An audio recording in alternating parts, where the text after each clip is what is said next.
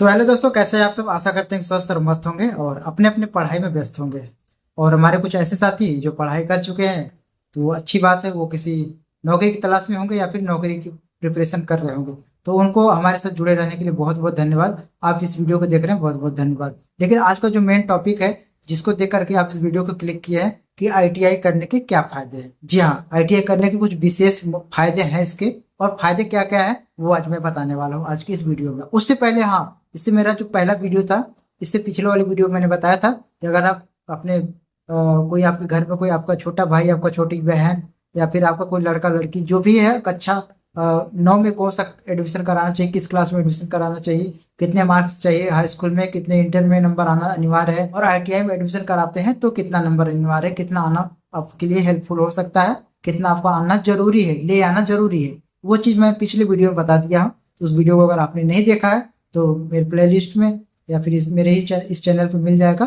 Thumbnail देख करके आप उस पर वीडियो को क्लिक करके पूरा वीडियो को वॉच कर सकते हैं। ठीक है, तो आइए फिर चलते हैं आज के जो मेन हमारा टॉपिक है कि आईटीआई करने के फायदे क्या क्या हैं। जी हाँ, फायदे तो बहुत सारे फायदे हैं, लेकिन जो मेन फायदे हैं, जो महत्वपूर्ण फायदे हैं, वो चीज़ मैं आपको बताने वाला हूँ आज। तो इसमें जो आखिरी पॉइंट होगा वह बहुत ही महत्वपूर्ण होने वाला है, और वो पॉइंट कौन सा हो सकता है मुझे नहीं पता।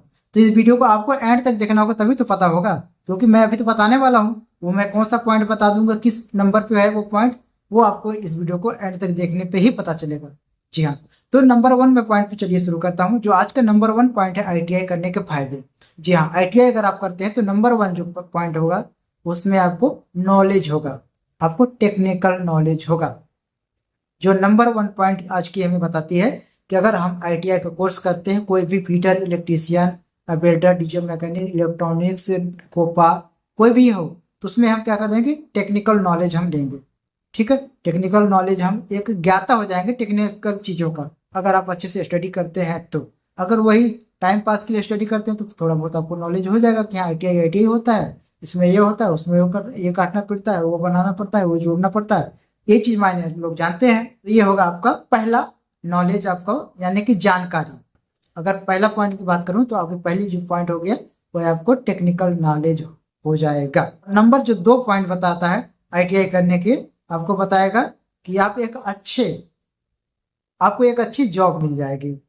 जाहिर सी बात है, आपकी नॉलेज हो जाएगी तो आप सोचेंगे कि हाँ फायदा तो है, नंबर 2 हमें जॉब मिल जाएगा, एक अच्छी सरकारी जॉब मिल जाएगी। ठीक, समझ गए। नंबर 1 आपका क्या हो जाएगा, एक आपको टेक्निकल नॉलेज हो जाएगा। नंबर 2 आपको एक अच्छी जॉब मिल जाएगी। लेकिन जॉब कैसे मिलेगी, तैयारी तो करना पड़ेगा ना, कंपटीशन फाइट करना पड़ेगा, है ना।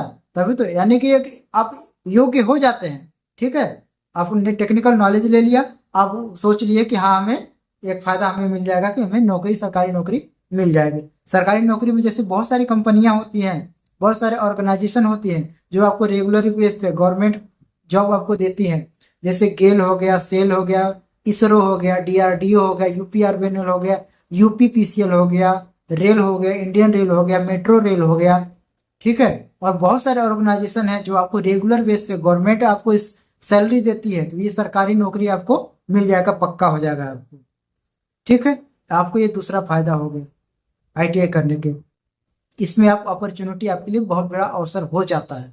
जो तीसरा फायदा है आपका कि किसी भी प्राइवेट कंपनी में अगर आप जाते हैं आईटीआई का डिग्री लेकर के, तो वहां पे आपको बहुत सारी वैकेंसियां निकली रहती हैं, निकलती हुई आती रहती हैं, हर साल आती रहती हैं। तो वहां आप अप्लाई कर सकते हो, इस जॉब के लिए अप्लाई कर सकते हो। प्राइवेट सेक्टर में भी आपका डिमांड बहुत सारा रहता है। इतने सारे ऑर्गेनाइजेशन है, इतनी सारी कंपनियां हैं जो जिनके हर साल एम्प्लॉय जो प्राइवेट सेक्टर में है वो स्विच करते रहते हैं जॉब, यानी कि एक फैक्ट्री से, एक कंपनी से दूसरे कंपनी में, यहाँ से फिर वहाँ इत्यादि। जो भी बहुत सारी कंपनियां होती हैं ना, कुछ मैन्युफैक्चरिंग कंपनियां हो गई, तो यानी कि वहाँ के स्टाफ जो समय दर समय होता है कि बदलते रहते हैं। तो वहाँ आपको प्राइवेट सेक्टर में जाने के लिए बहुत सारे अवसर आपको मिल जाएगा। ये आपका तीसरा फायदा हो गया आईटीआई करने का। जो चौथा फायदा है बहुत ही अच्छा फायदा है, बहुत ही इंपॉर्टेंट फायदा है। आईटीआई का डिग्री ले लेना है और अपने जिले में, अपने क्लास में, या फिर आपके स्कूल में हर साल एक कैंपस सिलेक्शन होता है। जी हाँ, कैंपस सिलेक्शन। आपको कहीं जाने की जरूरत नहीं है। ठीक है, आपको खुद कंपनियां उठा के ले जाएंगी, आपके स्कूल में आएंगे, आपके क्षेत्र में आएंगे, आपके जिले में आएगी कंपनी, आपको खुद ले जाने की। कहीं की भटकने की जरूरत नहीं है, कहीं जाने की जरूरत नहीं है। तो ये आपका हो गया बहुत बड़ा चौथा फायदा कि आपको किसी कंपनी में इतना ट्रेवल करके जाने की जरूरत नहीं पड़ेगी, सफर नहीं करना पड़ेगा, आपको इधर उधर भटकना नहीं पड़ेगा, किसी से पूछना नहीं पड़ेगा। खुद कंपनी आपके रूम पे आएगी, जहाँ आप रहते हैं वहां से आपको नोटिफिकेशन आएगा। ठीक है, आपके कॉलेज जहाँ भी है, आपके जिले में कैंपस सिलेक्शन लगता है, जिला सेवा योजना कार्यालय में आपका सिलेक्शन हो जाएगा। तो आपके हर जिले में सेवा योजना कार्यालय होता है, वहां पे हर साल कंपनियां आती रहती हैं, बहुत सारी कंपनियां आती हैं, हर महीने ये कहने की आती रहती है। तो वहां से आपका सिलेक्शन हो जाएगा। जो पहला फायदा हो गया, आपको टेक्निकल नॉलेज हो गया। दूसरा, आपको सरकारी जॉब में जाने के लिए, अप्लाई करने के लिए आप योग्य हो जाएंगे, आप सरकारी नौकरी कर सकते हैं। अगर नहीं, सरकारी नौकरी नहीं मिला बाय द वे, ठीक है, आप कहीं गलती कर बैठते हैं, कोई कमी कर बैठते हैं, तो प्राइवेट सेक्टर में आजमाएंगे आप। जाहिर सी बात है, आपको डिग्री लेकर के आप डिग्री दिखाएंगे अपने प्राइवेट सेक्टर में, वहां जो वैकेंसी आती है तो वहां के लिए अप्लाई कर सकते हैं। अगर वहां भी नहीं होता है तो जो चौथा ऑप्शन है हमारा कैंपस सिलेक्शन का, तो कैंपस सिलेक्शन आपके जिले में, आपके क्षेत्र में, आपके कार्यालय में और आपके कॉलेज में होने वाला ये प्रक्रिया होता है कैंपस सिलेक्शन। तो वहां से आपका चौथा फायदा हो जाएगा। ठीक है, और जो पांचवा फायदा है तो काबिल तारीफ और बहुत इंपॉर्टेंट और ध्यान रखने वाली चीज है, तभी इसका फायदा आपको मिलेगा। जो पांचवा फायदा है, पांचवा फायदा को बहुत ध्यान से सुनिएगा, लेकिन जो छठवां पॉइंट है पहले उसको बताता हूं। छठवां पॉइंट में क्या होगा, कम समय में, कम लागत में और कम उम्र में ही आपको एक अच्छी डिग्री मिल जाएगी, टेक्निकल डिग्री मिल जाएगी। समझ रहे हैं? कम लागत क्या होगा कि आईटीआई आप करते हैं तो आपके खर्चे कम आएंगे। आईटीआई करने के लिए आपको सरकारी योजना के तहत या कि आईटीआई करने के लिए आपको सरकारी आईटीआई कर सकते हैं। ठीक है, अगर नहीं सरकारी कर पा रहे हैं तो प्राइवेट आईटीआई करेंगे, वहां आपको लागत थोड़ा सा अन्य डिग्री के मुकाबले कम लागत आएगी और तो और आपको समय कम। आईटीआई में क्या होता है कि मैक्सिमम 2 साल का कोर्स होता है, ज्यादा से ज्यादा 2 साल में आपको डिग्री मिल जाएगा। कुछ डिग्रियां तो ऐसे होती है आईटीआई की जो 1 साल की होती है, 6 महीने की होती है। तो ये चीज आपके लिए बहुत बड़ा अवसर है कि नहीं है। और ये तो देखिए, आपको कम उम्र में डिग्री मिल जाएगा।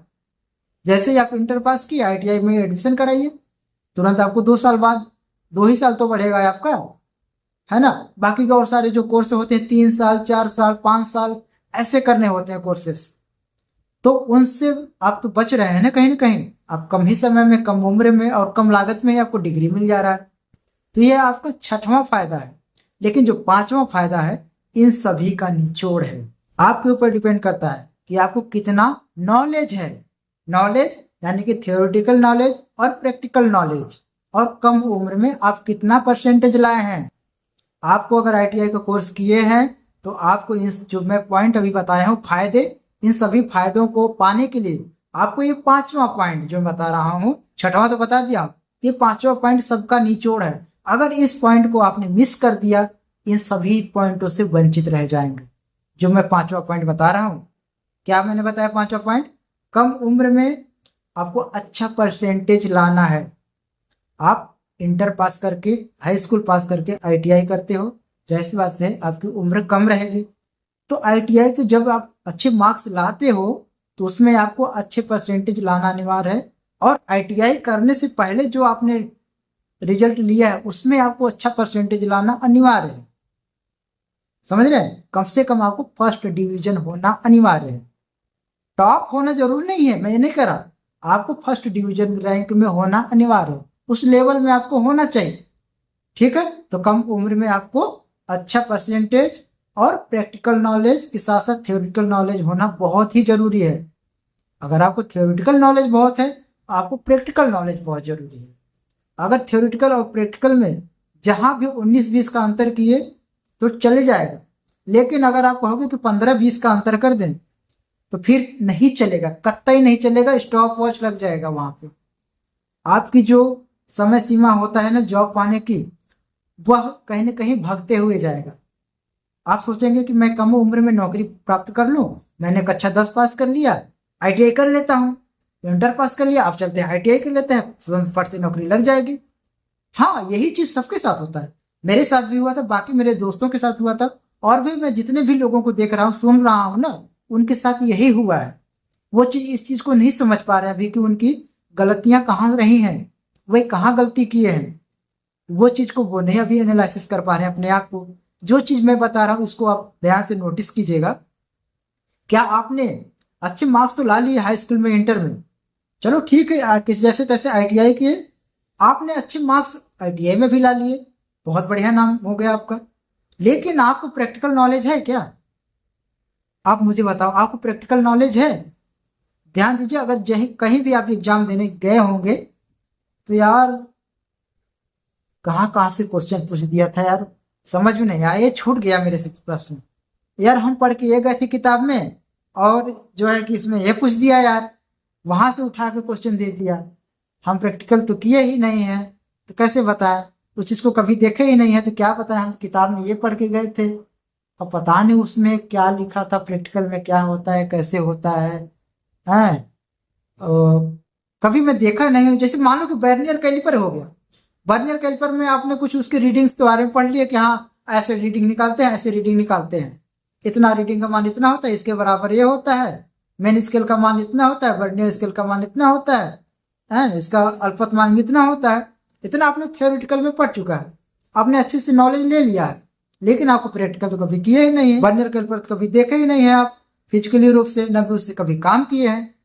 तब बताइए, अगर आपको वहां प्रैक्टिकल कराया जाए, प्रैक्टिकल नॉलेज के बारे में पूछा जाए, तो फिर आप कैसे बताओगे?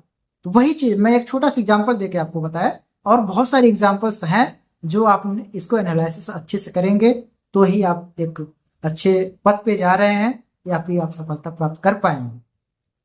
तो मेरा कुल कहने का यह मतलब है, अगर आप आईटीआई करते हो तो आईटीआई करने के साथ साथ आप उसका स्टडी अभी से शुरू कर दो। अगर आप आईटीआई का भी एडमिशन लिए हो या करने की सोच रहे हो तो अच्छी बात है। आईटीआई में अगर जैसे ही आप जाओ तो उस गहन अध्ययन करना शुरू कर दो, और प्रैक्टिकल नॉलेज लेना साथ साथ, दोनों का 19-20 19-20 19-20 का बैलेंस बना के चलो। तब जाकर के आप एक एट ए टाइम, जैसे ही आप आईटीआई का कंप्लीट कोर्स होगा, आपको जस्ट अगले साल ही मेरे तरह और मेरे दोस्तों की तरह आपको एग्जाम निकलते ही आपको एक अच्छी नौकरी मिल जाएगी। 100% गारंटी के साथ मैं देता हूँ, एक दावा करता हूँ और चैलेंज आप लोगों को करता हूँ। अगर आप लोग इस चैलेंज को मेरे स्वीकार करते हैं, सक्सेसफुल आप इंसान कहला सकते हैं कि हाँ आपने कम लागत में, कम समय में और कम उम्र में ही एक अच्छी नौकरी लेकर के दिखा दी।